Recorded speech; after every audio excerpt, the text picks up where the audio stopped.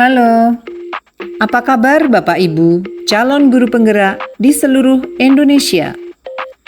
Perkenalkan, saya Andriati, guru SD Negeri Timbul Harjo, Kecamatan Depok, Kabupaten Sleman. Izinkan saya untuk memaparkan hasil aksi nyata saya, Modul 1.4, Budaya Positif. Perkenalkan, beliau berdua adalah fasilitator dan pengajar praktik, yaitu Ibu Sumini dan juga Bapak Anggit. Berikut ini merupakan rancangan tindakan untuk aksi nyata saya. Yang pertama adalah latar belakang. Murid tidak suka peraturan karena selama ini jika mereka melakukan pelanggaran, maka akan mendapatkan hukuman dan cenderung akan mempermalukan dirinya. Selanjutnya, tujuan aksi nyata. Yang pertama, menciptakan murid yang merdeka dan disiplin diri yang kuat. Yang kedua, menumbuhkan budaya positif di sekolah dengan meyakini nilai-nilai kebijakan universal. Tolak ukur keberhasilan aksi nyata saya adalah terbentuknya keyakinan kelas melalui kegiatan kesepakatan kelas yang dilakukan bersama siswa. Yang kedua, siswa mampu menerapkan dan menjalankan keyakinan kelas yang telah dibuat. Selanjutnya adalah lini masa tindakan atau langkah-langkah tindakan yang akan dilakukan. Yang pertama adalah menghadap kepala sekolah untuk menjelaskan pentingnya penanaman budaya positif dan keyakinan kelas di sekolah, serta meminta izin untuk melakukan diseminasi. Kedua, mengumpulkan rekan guru dan murid untuk melakukan diseminasi pemahaman materi budaya positif, keyakinan kelas, dan segitiga restitusi. Yang ketiga, berkoordinasi dan berkolaborasi dengan wali kelas untuk membuat keyakinan kelas. Keempat, memantau, merefleksi, dan mengevaluasi keyakinan kelas yang telah dibuat. Berikut ini merupakan dukungan yang dibutuhkan. Pertama, dukungan dari kepala sekolah, rekan guru, serta murid agar tindakan yang telah disusun dapat dilakukan secara lancar dan menyeluruh. Kedua, sarana dan prasarana untuk menumbuhkan budaya positif di sekolah. Ketiga, orang tua dalam melakukan budaya positif di rumah. Berikut ini merupakan kegiatan diseminasi di sekolah mengenai pemahaman dan pengalaman budaya positif.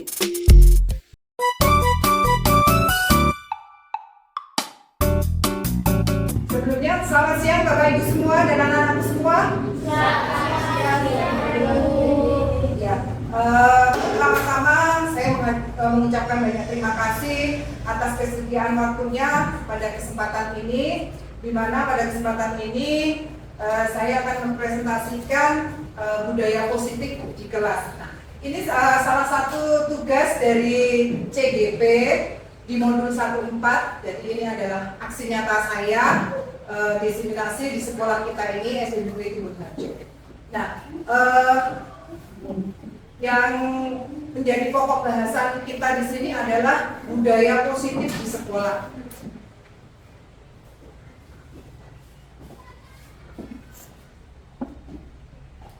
Konsep inti dari budaya positif itu yang pertama disiplin positif, motivasi perilaku manusia, kemudian perubahan paradigma belajar, kebutuhan dasar manusia, keyakinan kelas, dan segitiga restitusi.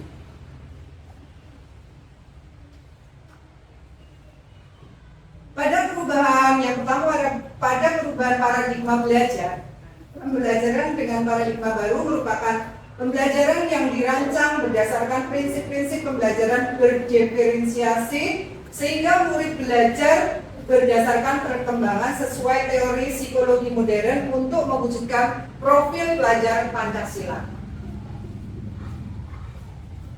Yang berikutnya di sini ada miskonsepsi tentang teori kontrol.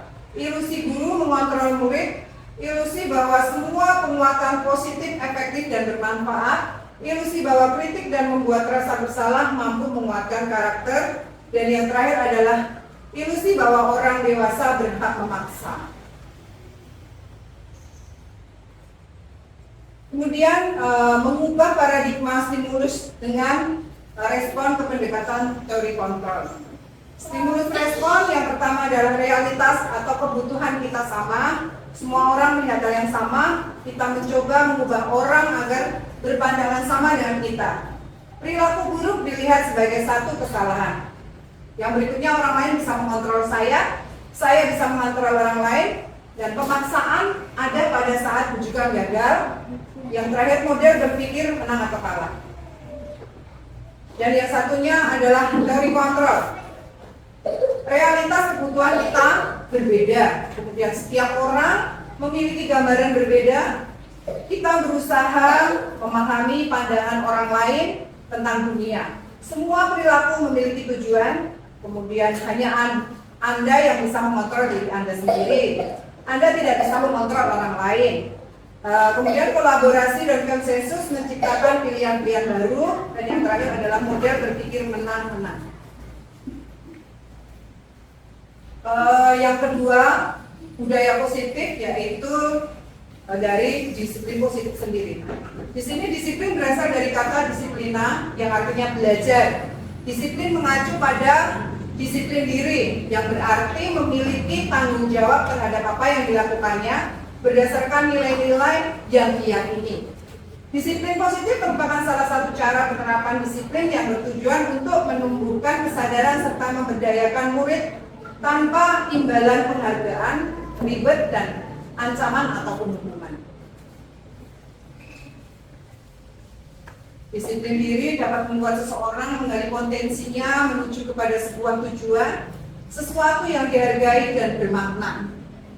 Disiplin diri juga mempelajari bagaimana cara kita mengontrol diri dan bagaimana menguasai diri untuk memilih tindakan yang mengacu pada nilai-nilai yang kita hargai.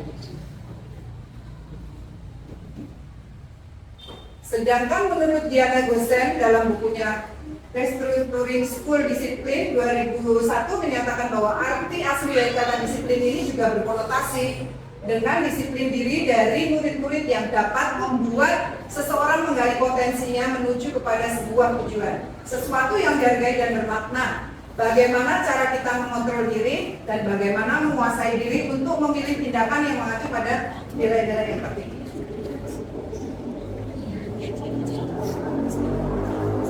Kita lanjut lagi yang ketiga saja. Di sini ada tentang kebutuhan dasar manusia. Jadi ini konsep budaya positif yang ketiga, yaitu kebutuhan dasar manusia. Kebutuhan dasar manusia adalah segala sesuatu yang kita lakukan untuk mendapatkan apa yang kita inginkan. Seluruh tindakan yang kita lakukan memiliki tujuan tertentu, dan semua usaha terbaik yang kita lakukan adalah dalam rangka agar kebutuhan dasar kita terpenuhi dengan baik. 5 kebutuhan dasar manusia. Yang pertama, bertahan hidup. Tentunya bertahan hidup itu kita memerlukan makanan, tempat tinggal, pakaian, kesehatan, dan keamanan. Yang kedua adalah kasih sayang dan rasa diterima. Di sini seperti rasa diterima itu diperdulikan, berbagi, kemudian kerjasama, menjadi bagian kelompok. Dan yang ketiga adalah penguasaan. Penguasaan di sini ada harga diri, keinginan dianggap, memimpin, berprestasi, diakui dan didengar. Dan yang keempat itu kebebasan. Kebebasan artinya adalah mandiri, memiliki pilihan, mencoba hal baru, mampu mengendalikan ke arah dirinya sendiri ya. Dan yang kelima adalah kesenangan. Kesenangan ini bermain, humor, antusiasme, dan tertawa. Yang selanjutnya adalah konsep budaya positif keempat, yaitu motivasi perilaku manusia. Di sini motivasi perilaku manusia itu dibedakan menjadi dua, yaitu motivasi ekstrinsik dan motivasi intrinsik.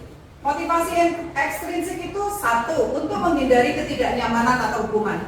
Dua, untuk mendapatkan imbalan atau penghargaan dari orang lain. Sedangkan motivasi intrinsik untuk menjadi orang yang mereka inginkan dan menghargai diri sendiri dengan nilai-nilai yang mereka percaya.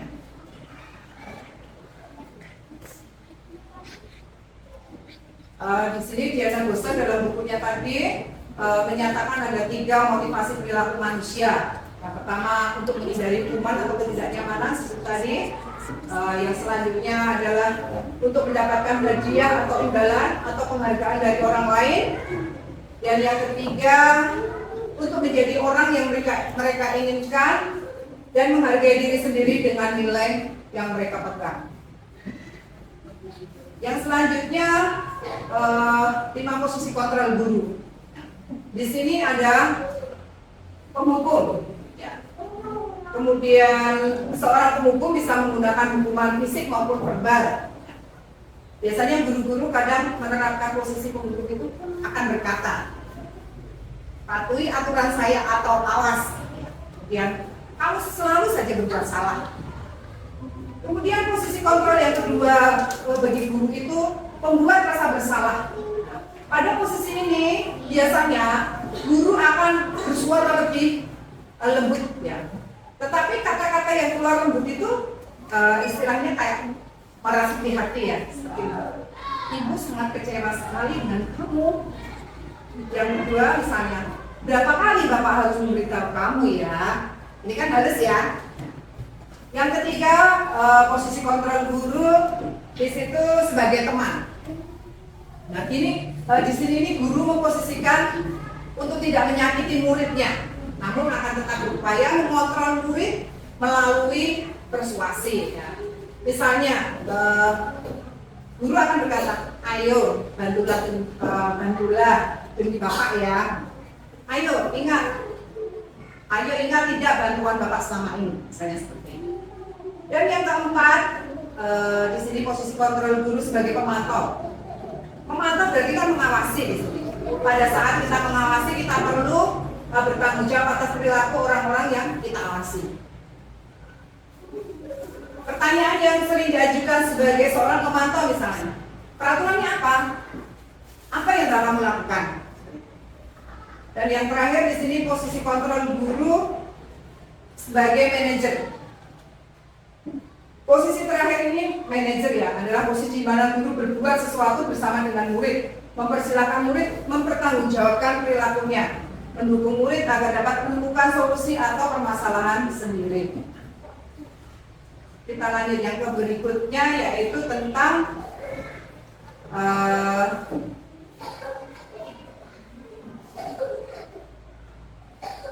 konsep dari budaya positif yang keenam. Di sini adalah keyakinan kelas. Setiap tindakan atau perilaku yang kita lakukan di dalam kelas dapat menentukan terciptanya sebuah lingkungan positif. Kemudian perilaku warga kelas tersebut menjadi sebuah kebiasaan yang akhirnya membentuk sebuah budaya positif.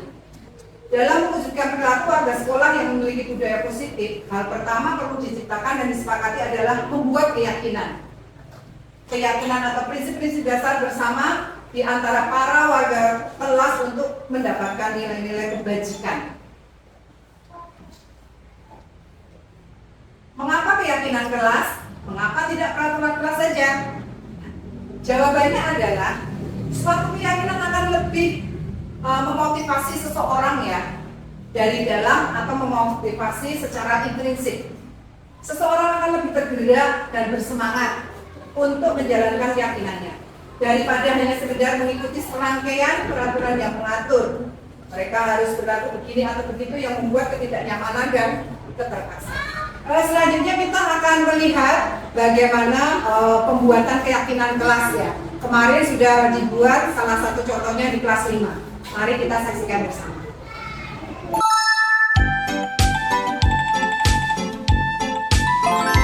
Selamat siang anak-anak.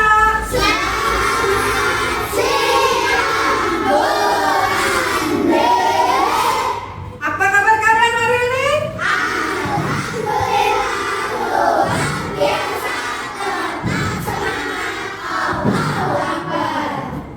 Baik. Pada kesempatan ini kita akan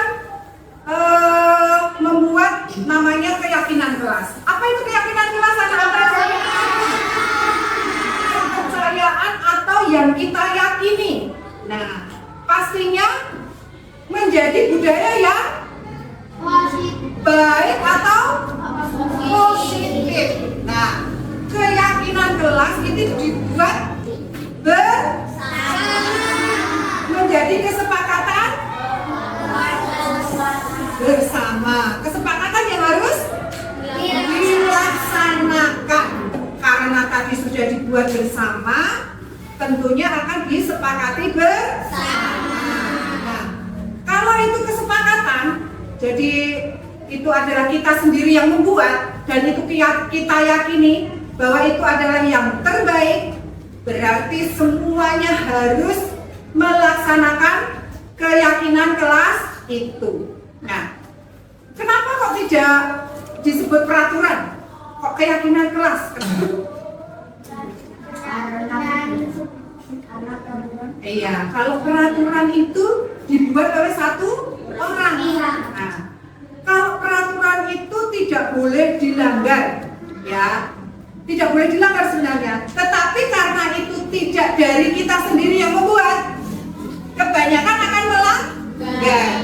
Tapi kalau ini keyakinan kelas itu dibuat oleh kita sendiri, itu menjadi motivasi bagi diri kita untuk melaksanakan. Apa saja coba? Keyakinan kelas ini dibuat tentunya untuk menunjang kalian belajar. Nah, keyakinan kelas itu sebenarnya harapan atau impian dari anak-anak. Seperti apa kelas yang didambakan atau diimpikan, ya? Seperti saya ingin belajar dengan nyaman. Nah, seperti itu contohnya. Nah, silahkan anak-anak sudah tahu sekarang keyakinan kelas itu adalah kesepakatan yang dibuat bersama. Berarti harus dilaksanakan. Karena itu dibuat bersama-sama, diri kita sendiri yang membuat, berarti itu menjadi motivasi diri kita. Yang kita yakini kita bisa melaksanakan. Dan itu menjadi suatu impian anak-anak sendiri untuk bisa belajar di kelas dengan baik, nyaman, begitu. Nah, silakan anak-anak sekarang kita membuat kesepakatan kelas. Di meja kalian sudah ada kertas, silakan ditulis keyakinan kelas kalian yang kalian yakini sendiri. Seperti apa? Impiannya apa? Ya, tetapi sebelumnya anak-anak, supaya kita semangat, kita coba tepuk semangat.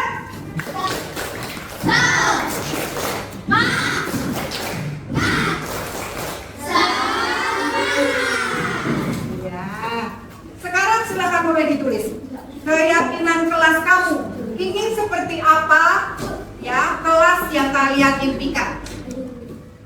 Ya, silakan menulis. Semuanya menulis. Harapannya sendiri, ya, namanya keyakinan kelas itu dari dirinya sendiri pengen seperti apa nih kelasnya. Yuk.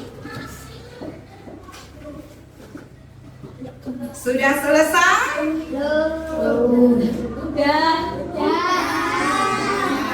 Sudah semua? Diangkat semua, diangkat.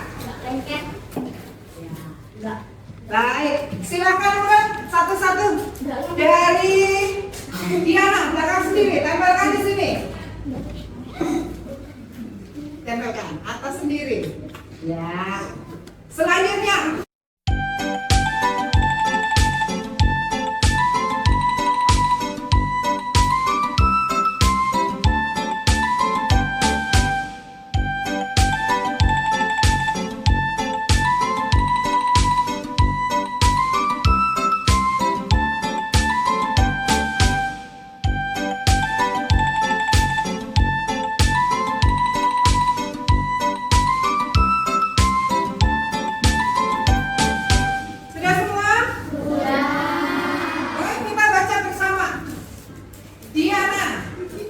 Diana di sini menuliskan, aku ingin kelas ini menjadi bersih dan rapi. Berikutnya Yoni, saya ingin kelas ini tidak apa Yoni? Ramai. Tidak ramai. Baik. Syifa, saya ingin teman saya rukun.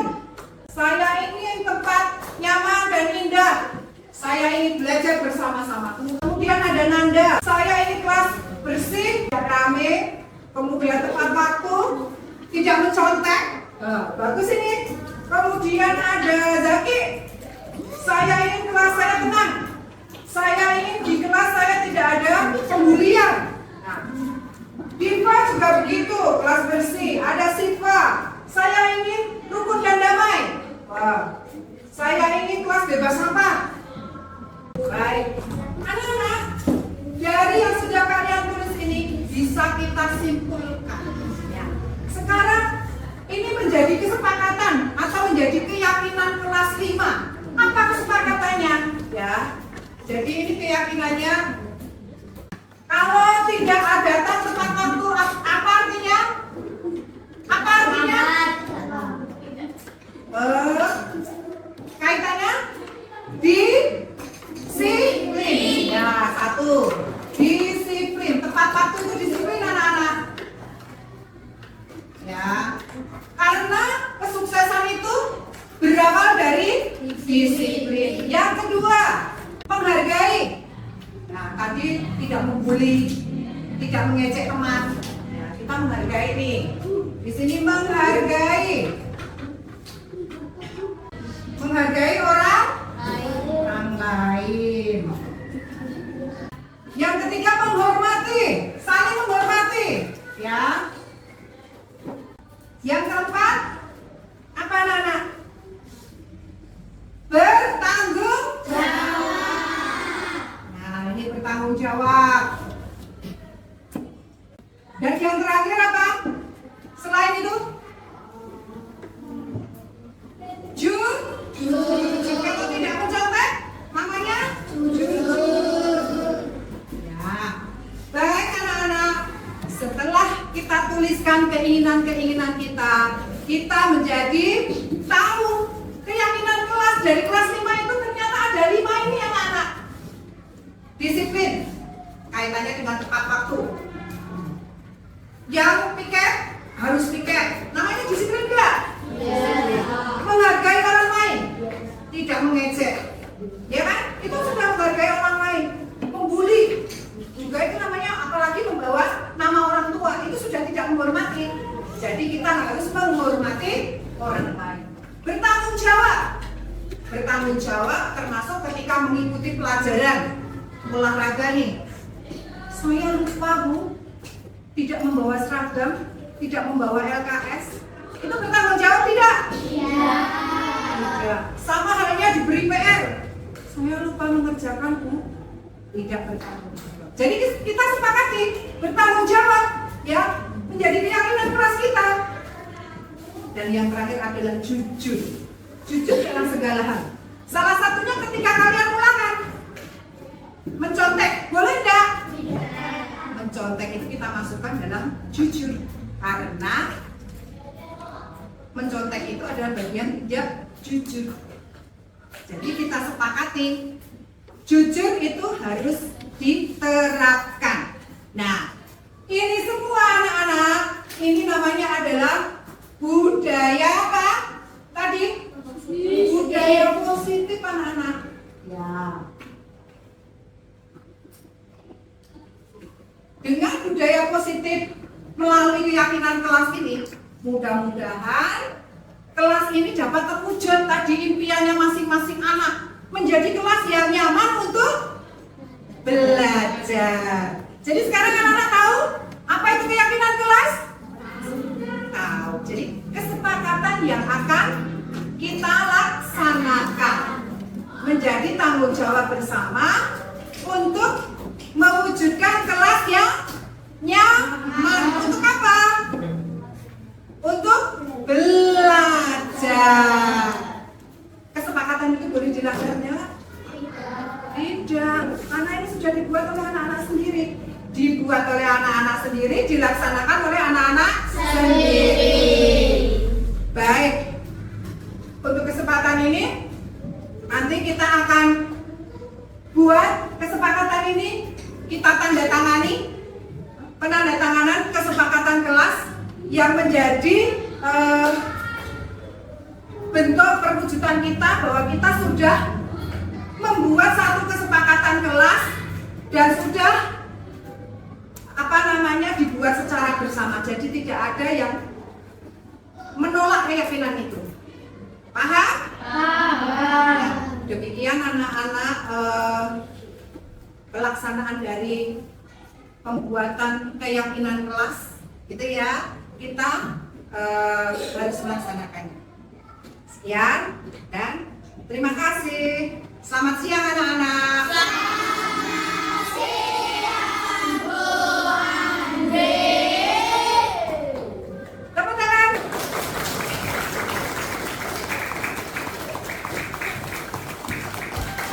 Keyakinan kelas harus dilaksanakan agar menjadi anak yang disiplin. Keyakinan kelas harus dilaksanakan agar menjadi anak yang berkarakter. Keyakinan kelas harus dilaksanakan agar menjadi anak yang sukses.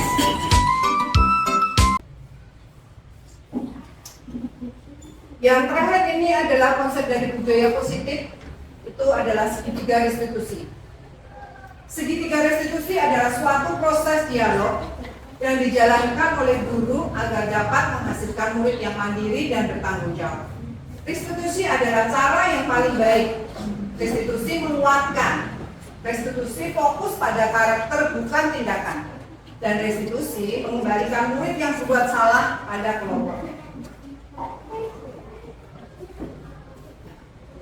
Ini adalah segitiga restitusi, di mana seorang guru akan membantu seorang murid yang mempunyai masalah. Jadi istilahnya bukan menganggap murid ini bermasalah, tetapi ingin menciptakan sebuah diskusi. Ya, di sini ada segitiga restitusi. Yang pertama itu adalah menstabilkan identitas. Yang kedua adalah validasi tindakan yang salah, dan yang ketiga adalah menanyakan keyakinan. Pada contoh gambar ini, segitiga restitusi ini dapat dilihat pada sisi yang sebelah kiri. Validasi tindakan yang salah itu misalnya menanyakan, ya, seorang guru akan menanyakan, kamu tentu punya alasan apa melakukan itu. Lalu adakah cara yang lebih efektif untuk mendapatkan apa yang kamu butuhkan? Kemudian menstabilkan identitas yang bawah ini, setiap orang pasti pernah melakukan kesalahan. Ya. Kamu bukan satu-satunya yang pernah melakukan ini. Dan yang terakhir di situ adalah menanyakan tentang keyakinan. Keyakinan kelas apa yang telah kita sepakati? Kamu ingin menjadi orang yang seperti apa? Ini sebuah contoh dari penerapan segitiga restitusi ya, yang pernah kita lakukan di sekolah ini.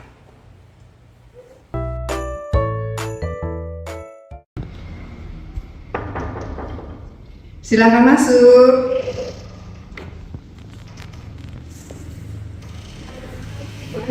Selamat pagi Sinta. Sinta udah istirahat? Belum, Bu.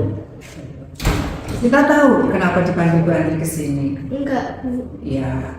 Tadi pagi Sinta berangkat jam berapa? Jam 7.15. Jam 7.15. Sekolah kita masuk jam berapa Sinta? Jam 7. Jam 7. Itu artinya berarti Sinta Terlambat. Baik. Sinta masih ingat kesepakatan kelas yang pernah kita buat? Masih, Bu. Kita masuk jam berapa, Nak? Jam 7. Jam 7. Berarti Sinta sudah melanggar. Terlambat itu perbuatan baik atau tidak baik, Nak? Tidak baik. Tidak baik. Karena Sinta tidak disiplin dan bertanggung jawab. Kenapa Sinta terlambat? Pasti Sinta punya alasan. Karena tidurnya kemalaman, Bu. Tidurnya kemalaman. Dari mana kok sampai malam-malam Sinta? Tadi malam lihat pasar malam.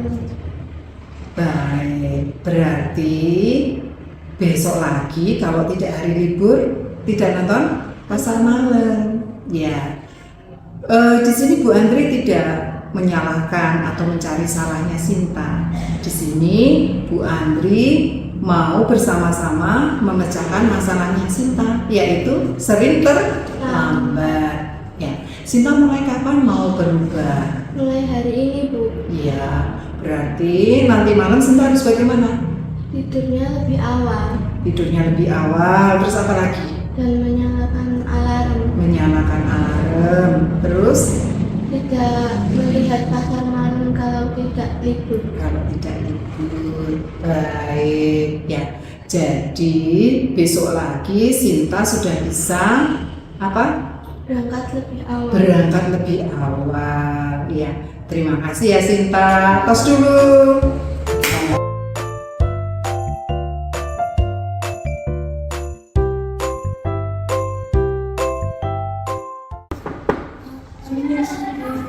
Silakan masuk.